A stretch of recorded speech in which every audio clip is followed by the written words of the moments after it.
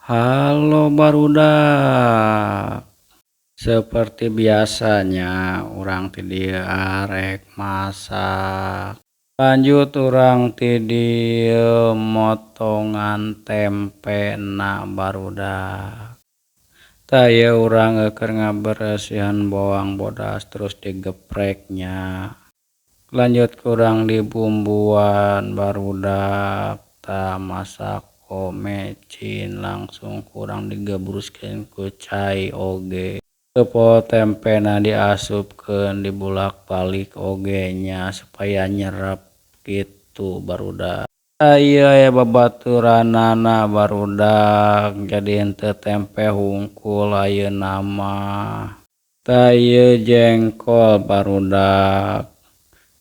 Ti dieu jengkolna dipotongan laleutiknya.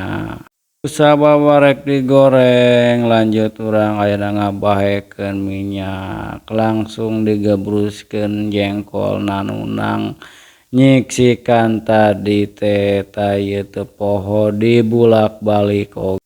Sanggeus ditutupan lanjut kurang ayeuna dibuka geus asak langsung dijait.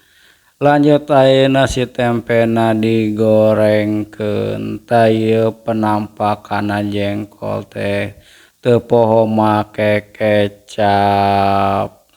Tah ieu sanggeus dikecapan jeung geus diroykoan oge. Lanjut ayeuna urang ngabulak-balik tempena beusi tutung barudak. Lanjut ayeuna ku urang diangkat da geus asak.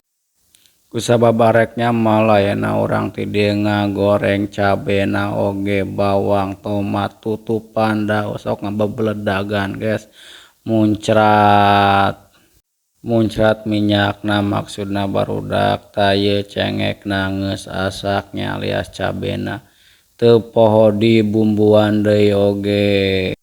Lanjut diulek ku urang nya geus sakitu heula nya barudak tah ieu penampakanna. Bye.